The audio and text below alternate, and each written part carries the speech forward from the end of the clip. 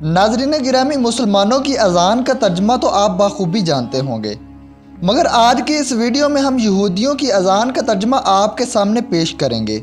ناظرین، یہودیوں کی اذان کو شمہ کہا جاتا ہے، تو چلیے اب یہودیوں کی اذان کا ترجمہ ملاحظہ کیجئے۔ دائیں ہاتھ کو اپنی آنکھوں پر رکھو اور پکارو، اے اسرائیل، اللہ ہمارا خدا ہے اور وہ ایک ہے۔ ہماری دعا ہے کہ خدا کی حکومت ازل سے ابد تک قائم رہے۔ تم اپنے خدا کو اپنے پورے دل، روح اور طاقت سے محبت کرو، اور یہ بات تم اپنے بچوں کو بھی سکھاؤ۔ جب کبھی ان کے ساتھ گھر میں بیٹھے ہو یا سفر پر نکلو، ان کو یاد دہانی کراتے رہو کہ خدا سے محبت کرو۔ اپنے گھر کے دروازے پر لکھ دو اور اپنے بچوں کے ہاتھوں پر لکھ دو، تاکہ ان کو یہ بات ہمیشہ یاد رہے۔ اگر تم مجھ سے محبت کرو گے، میری عبادت کرو گے، تو میں آسمان سے بارش برساؤں گا جس سے تمہاری زمینیں سرسبز ہو جائیں گی اور ان میں اناج اگے گا، مواشی گھاس چریں گے اور تمہاری خوراک بنتی رہے گی۔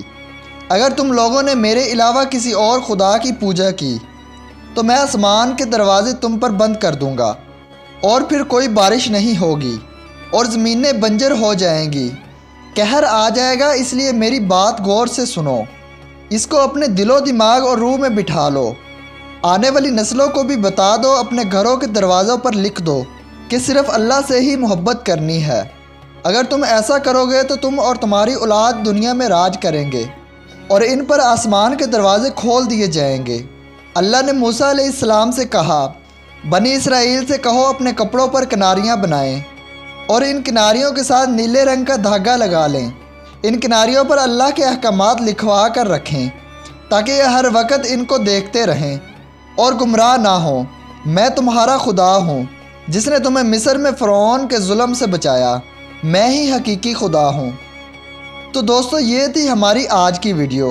اگر ویڈیو پسند آئے تو ہمارے چینل کو سبسکرائب کرنا مت بھولیں اور ساتھ میں لگے بیل آئیکن کے بٹن کو بھی دبا لیں تاکہ نئی آنے والی ہر ویڈیو آپ تک بر وقت پہنچتی رہے، کیونکہ ہم آپ کے لیے ایسے ہی انفارمیٹکس ویڈیوز لاتے رہیں گے۔ ایک اور ویڈیو میں پھر سے ملتے ہیں، تب تک کے لیے اللہ حافظ۔